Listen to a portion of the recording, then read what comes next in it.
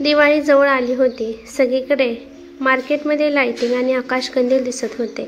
प्रत्येक दुकानात खूप गर्दी होती। सगळीकडे लहान मुलांचे हसू ऐकायला येत होते। सगळे आपापल्याला नवे कपडे घेत होते। शिवाय सगळीकडे खाण्याच्या पदार्थांचा सुगंध दरवळत होता। पण माहित नाही, अर्जुनच्या मनात काहीतरी होत होतं। काय होत आहे हे त्याला समजत नव्हतं। रोजच्या प्रमाणे अर्जुन पूजापाठ करून त्याच्या खोलीमध्ये निघून गेला। खोलीमध्ये गेल्यावर त्याने कॅल्क्युलेटर हातामध्ये घेतलं आणि तो हिशोब करू लागला आणि शिल्लक 2 लाख रुपये रक्कम राहिली आणि त्याने विचार केला की यावेळेस ही रक्कम एखाद्या गरजेच्या माणसाला द्यायची। त्यामुळे एखाद्याचं नशीब बदलून जाईल असा कोणीतरी, ज्यामुळे या पैशातून तो त्याचा रोजगार सुरू करेल। त्यामुळे त्याची मुले बायको कधी उपाशी राहणार नाहीत। पण असा माणूस अर्जुनला सापडला नाही, कारण त्याला भीती वाटत होती की कुणाच्या वाईट माणसाच्या हातात हे पैसे लागायला नको। काहीतरी विचार करत अर्जुन झोपण्याचा प्रयत्न करू लागला। जेव्हा अर्जुनला झोप आली तेव्हा त्याला स्वप्नात एक बंद खोली दिसली आणि त्या खोलीत अर्जुन होता आणि हळूहळू त्याची आई, जी आता स्वर्गवासी झाली आहे, ती त्याच्याकडे येताना त्याला दिसली। आईला पाहून अर्जुनच्या डोळ्यात पाणी आले। आई त्याला म्हणाली की अर्जुन बाळा, सगळं ठीक आहे का?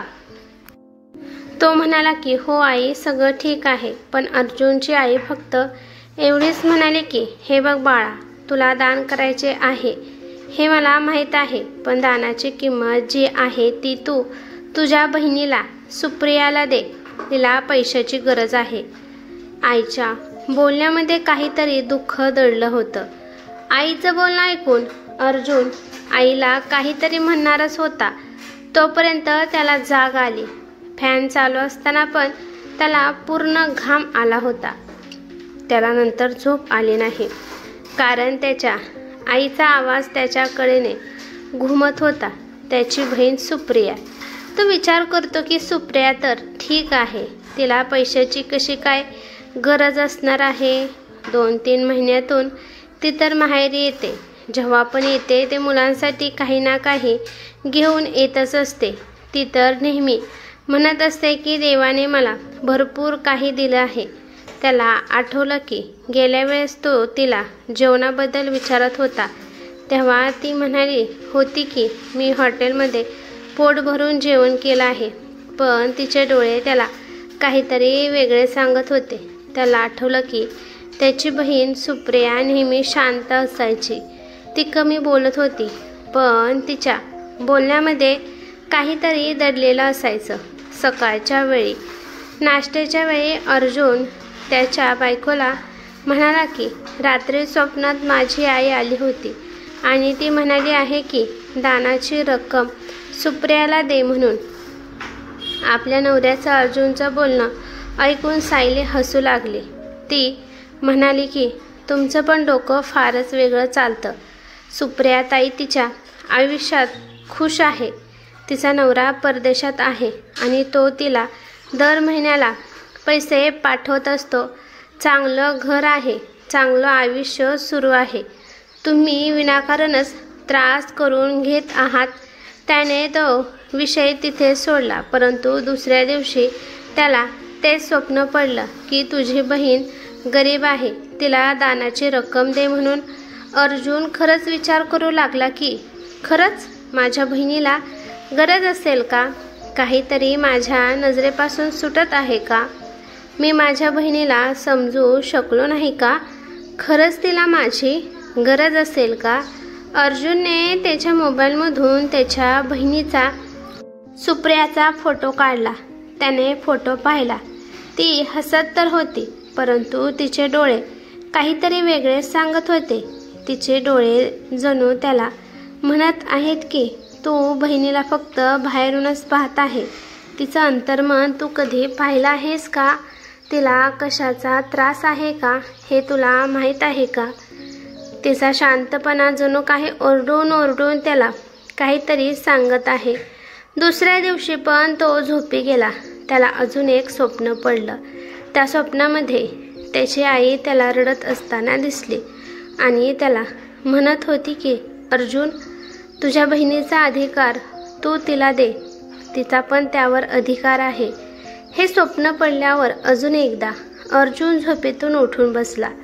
अशाच प्रकारे अजून 2 रात्री गेल्या. आता शेवटची रात्र होती. त्या रात्री आई त्याला समजावत नसून त्याला ओरडून बोलत होती. अर्जुन झोपेतून उठला. त्याने मोबाईलमध्ये पाहिलं तर पहाटेच्या 3 वाजल्या होत्या. त्याला खरं काय आहे हे जाणून घ्यावं वाटत होतं.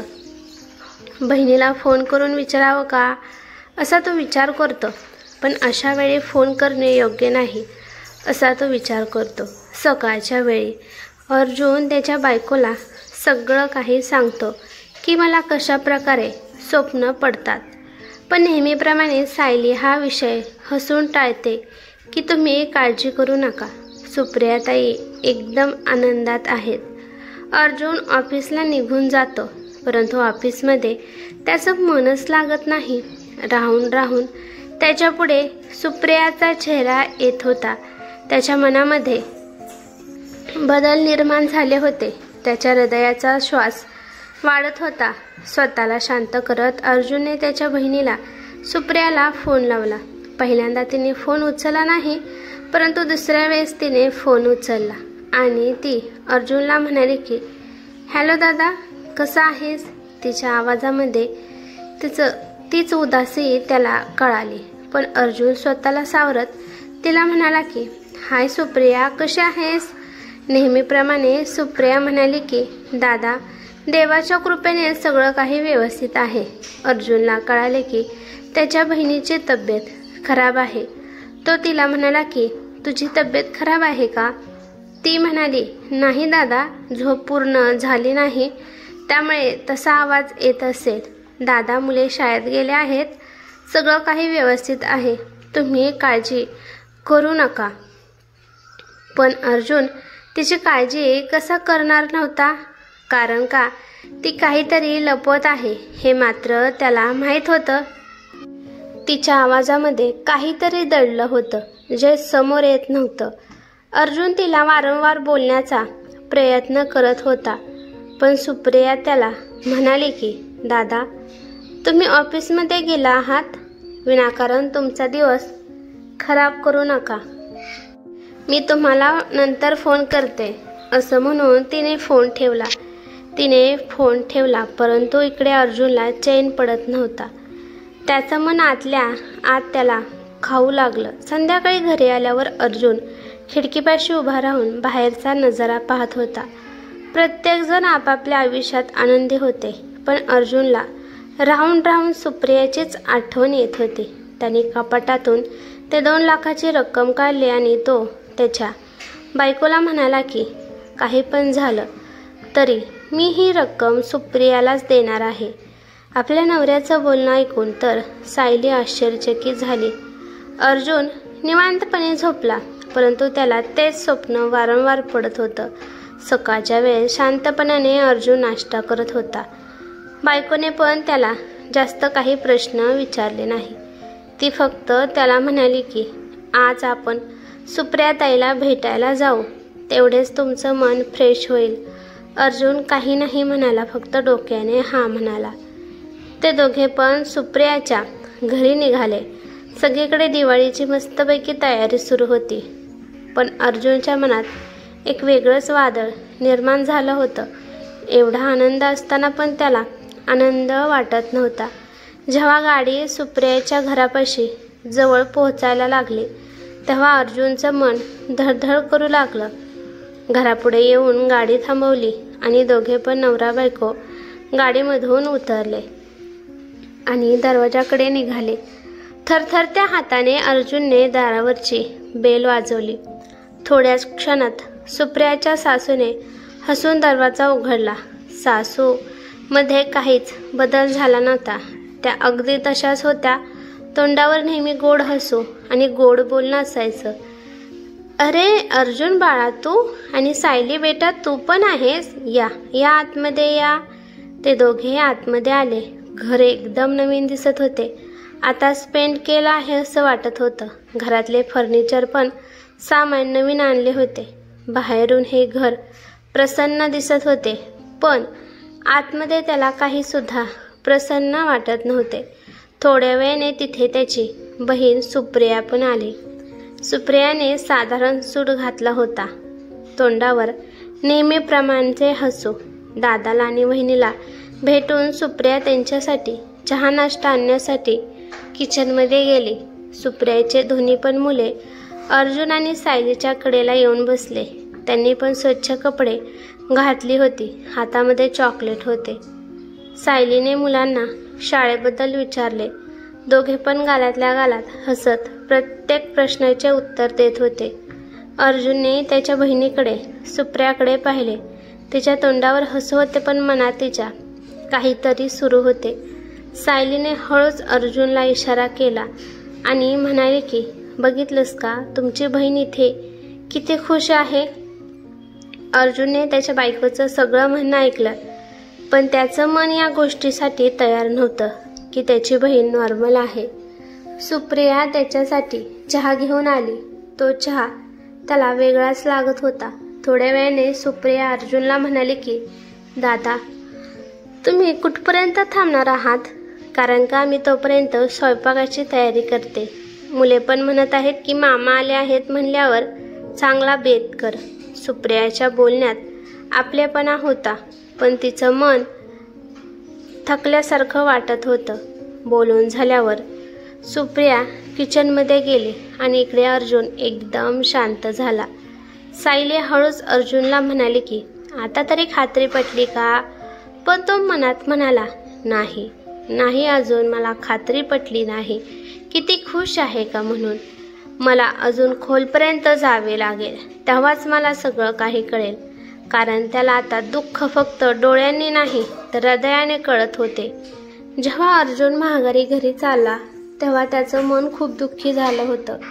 सायली त्याला सुप्रियाने किती छान पाहुणचार केला म्हणून सांगत होती, पण अर्जुनचं तिच्या बोलण्याकडे लक्ष नव्हतं. तो त्याच्याच आयुष्यात हरवला होता. ते दोघे घरी आले. घराचा दरवाजा उघडला तसे त्याचे दोन्ही पण मुले पळत त्यांच्यापाशी आले आणि म्हणाले की, बाबा, आमच्या आत्या कशी आहे? आम्हाला पण आमच्या आत्याकडे घेऊन चला ना. अर्जुनने आपल्या मुलांच्या डोक्यावरून हात फिरवला आणि म्हणाला की, हो बाळा, थोड्याच दिवसात तुम्हाला तुमच्या आत्याकडे घेऊन जातो. अर्जुनने ती रक्कम कपाटामध्ये ठेवून दिली. सगळीकडे आता शांत वातावरण होतं. तो त्याची दिनचर्या फॉलो करत होता, पण त्याला कशातच समाधान मिळत नव्हते. दिवाळी खूप जवळ येऊ लागली होती, त्यामुळे मनात उत्साह निर्माण होण्याऐवजी वारंवार त्याच्या मनात दुःख निर्माण होत होतं. सायली मुलांसाठी कपडे घेऊन आली आणि सोबत अर्जुनसाठी पण ड्रेस घेऊन आली. सायली खूप खुश होती, पण अर्जुन खुश नव्हता. त्या रात्री तो छतावर जाऊन बसला. तो आकाशाकडे एकटक पाहत होता. थोड्या वेळाने तो खाली आला आणि झोपू लागला. आज स्वप्नामध्ये त्याला त्याची आई आली नाही, परंतु एक बंद खोली, आणि त्या बंद खोलीत त्याच्या बहिणीचा सुप्रियाच्या रडण्याचा आवाज त्याला येत होता. तो दरवाजा उघडणार होता, पण तो तिथपर्यंत पोहोचू शकत नव्हता. कोणीतरी त्याला अडवत होते. तो ओरडून ओरडून सांगत होता की, मला तिला वाचवायचं आहे, मला जाऊ द्या. पण तोपर्यंत मंदिरातील घंट्यांचा आवाज आला. त्यामुळे अर्जुन झोपेतून जागा झाला. सकाळ होत आली होती. नाश्ता करत असताना त्याला एक गोष्ट आठवली की, काही वर्षापूर्वी त्याचे वडील अचानक गेले आणि त्याच्या वडिलांचे खूप कर्ज होते आणि ते कर्ज अर्जुनला फेडायचे होते. त्याने विचार केला की मी प्रॉपर्टी विकून कर्ज फेडावे, पण अर्जुनसोबत पण सुप्रियाच्या प्रॉपर्टीमध्ये हिस्सा होता. तो सुप्रियाला एकांतात म्हणाला की, हे बघ सुप्रिया, सध्या परिस्थिती खूप नाजूक आहे. मला काही पण करून तुझ्या नावाची जी प्रॉपर्टी आहे ती विकावी लागेल आणि बाबांचे जे कर्ज आहे ते फेडावे लागेल. यासाठी तू परवानगी दिली तर खूप चांगलं होईल. सुप्रिया हसत अर्जुनला म्हणाली की, दादा, सगळ्यात महत्त्वाचं मला तुझं भलं आहे. आणि बाबा काय तुझे एकट्याचेच आहेत का? माझे पण बाबा आहेत. आपण दोघांनी मिळून जर बाबाचे कर्ज फेडले तर काहीच फरक पडणार नाही. त्यावेळेस अर्जुनला सुप्रियाची खूप मदत झाली होती. सुप्रियाने एवढी मदत केली पण कधीच अर्जुनने तिच्याकडे वळून पाहिले नाही की तिला कशाची तरी मदत असेल का, आपण तिची मदत करायला पाहिजे. काहीच नाही. त्याचं मन त्याला म्हणू लागलं की आपल्या बहिणीचा हिस्सा घेऊन तू तर आयुष्य मार्गावर लावलं, परंतु त्या बदल्यात तू तिला काय दिलंस? त्याने विचार केला होता की परिस्थिती चांगली झाल्यावर सगळं काही तिचं देऊन टाकायचं, पण त्याने त्यानंतर तिचा कधीच विचार केला नाही. त्याने एक पक्का निर्णय घेतला की फक्त दानाचीच रक्कम आपण बहिणीला नाही द्यायची, तर तिचा हिस्सा पण आपण तिला तिचा देऊन टाकायचा. एका भावाचं मी कर्तव्य पार पाडणार आहे. आज पण स्वप्नामध्ये त्याला त्याची आई आली, पण त्याची आई आज त्याला वेगळंच काहीतरी बोलत होती.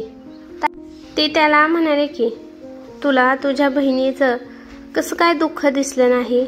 लहानपणापासून तिने तुझ्यासाठी सगळं काही केलं. तिने तिच्या हिस्साचा आनंद पण तुला दिला. तू नेहमी तिच्याकडून काही ना काहीतरी घेत राहायला, पण या बदल्यात तू तिला काहीच दिले नाही. तुझी बहीण रोज तोंडावर पांघरून घेऊन रडत असायची, हे तुला का नाही दिसलं? आई आज वेगळ्याच रागात अर्जुनला बोलत होती. अर्जुन म्हणाला की आई मला माफ कर, मी आता सगळं काही व्यवस्थित करतो. दुसऱ्या दिवशी अर्जुन सुप्रियाला न सांगताच तिला भेटायला जाऊ लागला. आज त्याने गाडी सुप्रियाच्या घरापासून खूप लांब पार्क केली होती. तो चालतच जात होता.